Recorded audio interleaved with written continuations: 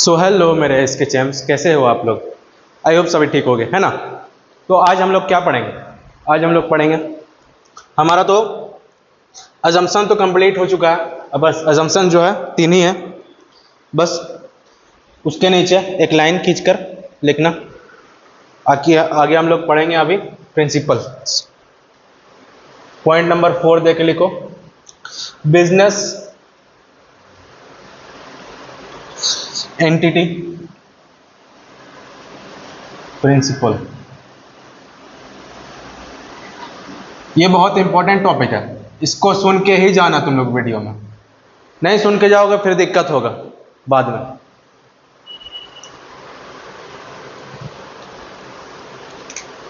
Point number 1, business is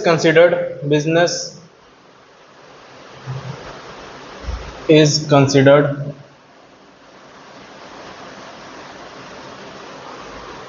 to be separate from owner, to be separate from owner। तो ये क्या बोलता है बिजनेस एंटिटी प्रिंसिपल, ये बोलता है कि business is considered to be separate from owner. इसका मतलब क्या होता है समझते चलो। ये देखो, तुम लोग ओनर हो बिजनेस का, एक ये तुम्हारा बिजनेस है,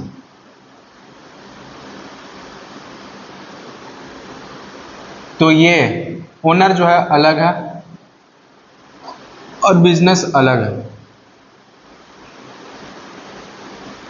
है, दोनों अलग अलग है। इसको साथ में हम लोग नहीं जोड़ सकते।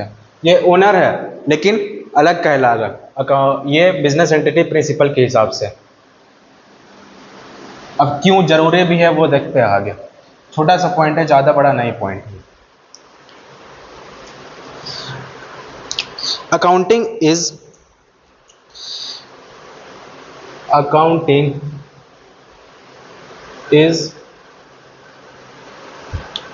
done from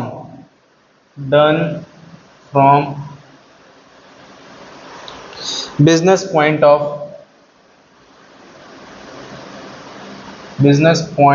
view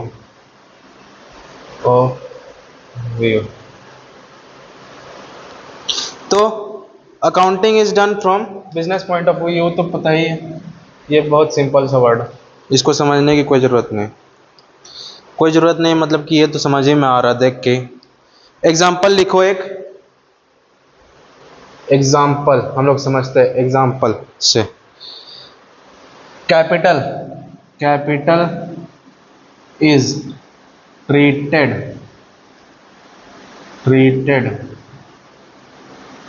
as liability.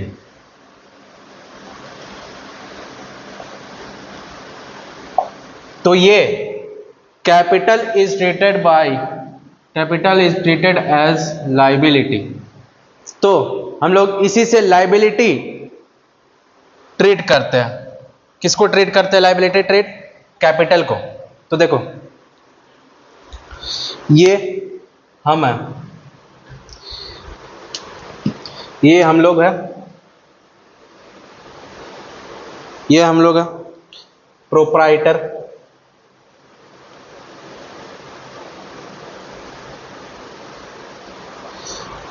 और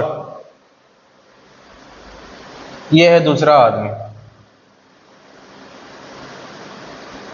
तो इसको हम लोग कितना दिए? पैसे दिए हम लोग, इसको पैसे दिए हम लोग, मान लो दिए हम लोग 1 लाख रुपए। तो ये इसके लिए तो ये लाइबिलिटी होगा। लाइबिलिटी कैसे होगा? तो ये उधार इसको चुकाना है, उधार देना है इसको, जो हम उधार लिए हैं तो इसको उधार देंगे भी वापस, है ना। तो ये क्या समझेगा इसको? लाइबिलिटी, इसके लिए लाइबिलिटी है ना, इसके लिए लाइबिलिटी है, और इसके लिए लाइबिलिटी है जो हम लोग को चुकाना है प्रोप्राइटर को। अब इसके जगह जो है एक बिजनेस हम लोग रख देते हैं, हम लोग का एक बिजनेस हो गया इसकी जगह।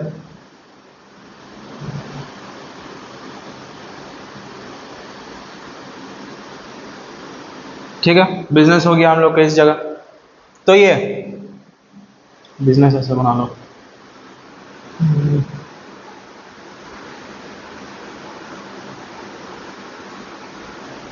बिजनेस हो गया ये हम लोग का। तो इसके लिए भी ये लायबिलिटी ही होगा, इसको जो है ये चुकाना है हम लोग को। ये इसको दिया है कितना, 1,00,000 रुपए, 1,00,000 रुपए कैपिटल दिया है। तो ये हम लोग को कितना देगा, इंटरेस्ट भी तो देगा, इंटरेस्ट भी तो देगा हम लोग को, फिर ब्याज भी तो देगा ये।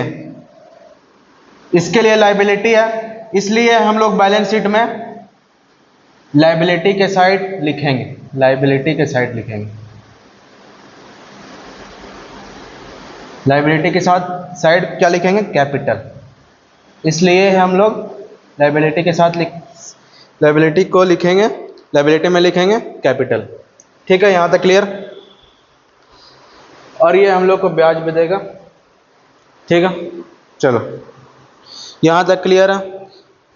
आज का पॉइंट छोटा सा था, ज़्यादा बड़ा था नहीं।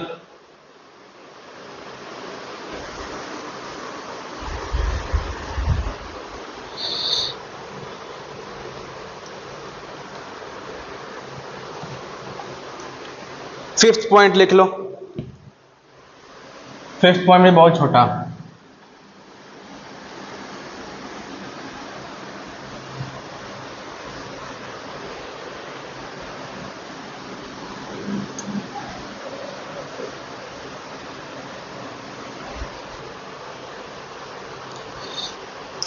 फिफ्थ पॉइंट है मनी मेजरमेंट। मनी मेजरमेंट, इससे तुम लोगों को समझ में आ रहा होगा मनी को मेजर करना, है ना। लेकिन इस टाइप का ये नहीं है। फर्स्ट पॉइंट दो, transactions and events that can be measured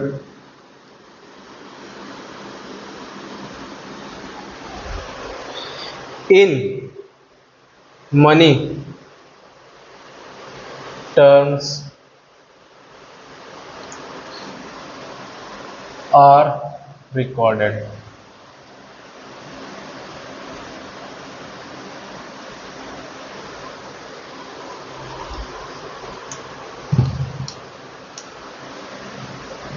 Transactions and events can be measured in money terms.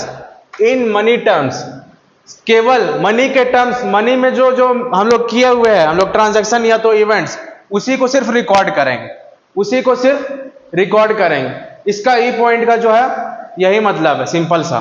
Transactions and events can be measured in money terms are recorded. ठीक है,